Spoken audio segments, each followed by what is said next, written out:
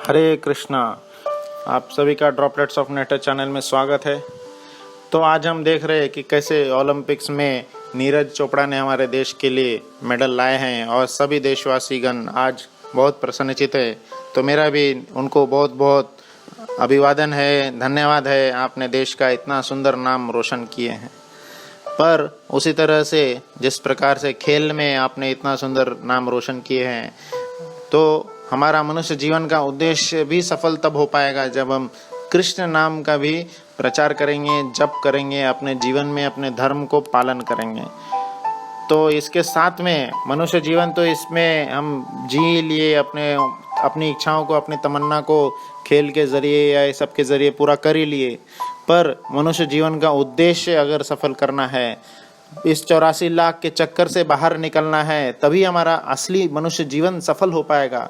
तब जब हम हरे कृष्ण महामंत्र का नियमित रूप से जप करते रहेंगे और अंत में, जीवन के अंत में जब हम प्रैक्टिस करते हुए, पूरा जीवन भर प्रैक्टिस करते हुए, अंते नारायण स्मृति होगी। कृष्ण के स्मृति में जब हम लगे रहेंगे, कृष्ण जब हमें अंतिम समय में याद आएंगे, तभी जो है अंतिम में हमारा स्मृति जीवन सफल होगा और उसी के साथ हम इस जीवन के लक्ष्य को प्राप्त कर पाएंगे।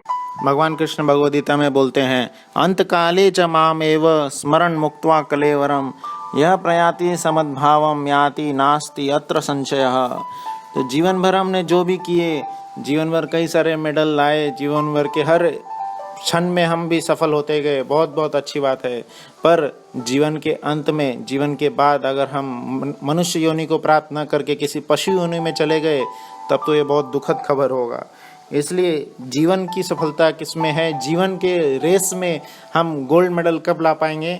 जब हम कृष्ण नाम का जप करेंगे और अंतकाले च मामेव स्मरण मुक्त्वा कलेवरम, जैसे कृष्णा बोले हैं, अंतकाल में, जीवन के अंतिम समय में कृष्ण को हम याद करते हुए अपना शरीर छोड़ेंगे। और ये तभी हो पाएगा जब हम पूरा जीवन भर प्रैक्टिस किए हैं। तो ठीक है, बहुत सुंदर सुंदर बात है कि हम अपना जीवन, अपने नाम को, अपने समाज के नाम का, अपने देश के नाम को रोशन कर रहे हैं। पर उसी के साथ हमारा देश का असली धरोहर तो हिंदू धर्म है। देश का असली धरोहर तो भगवत गीता का सुंदर ज्ञान है। तो इसलिए ये बहुत अच्छी बात है कि मैं सब लोग स्पोर्ट्स में, खेल में रुचि लेकर के इसको अपना नाम बढ़ा रहे हैं। पर मनुष्य जीवन का असली उद्देश्य हरे कृष्ण महामंत्र का जप करते हुए भगवान की प्राप्ति करना है, अर्थात तो ब्रह्म जिज्ञासा है। तो इसलिए इस ओर भी हमें अग्रसर होना चाहिए, इस ओर भी ध्यान देना चाहिए। यह भी जिंदगी का एक पार्ट है। तो इसलिए आप सब भी इसमें रुचि लेने का प्रयास करें, नियमित रूप से हरे कृष्ण महामंत्र का जपें, गीता भागवत का पाठन श्रवण करें।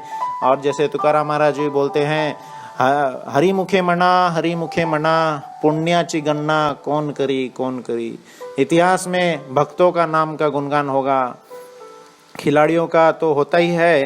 पर हमारा देश का इतना पॉलिटिक्स हम देख सकते हैं कि पिछले कई सारे जो खिलाड़ी रहे हैं, आज उनके साथ उतना भी सांत्वना के साथ नहीं हो रहा है, उतना व्यवहार नहीं हो रहा है। कई सारे खिलाड़ी बहुत ही बेसिक नीड्स के लिए भी तरस रहे हैं, सरकार उनको वो सब फैसिलिटीज़ भी प्रोवाइड नहीं कर पा रही है। इसलिए असली जीवन का उद्देश्य है हरे कृष्ण महामंत्र में आध्यात्मिक उन्नति करना, इसका जप करना। आध्यात्मिक उन्नति हम जितना करेंगे, कृष्ण हमारा उतना ही साथ देते चले जाएंगे।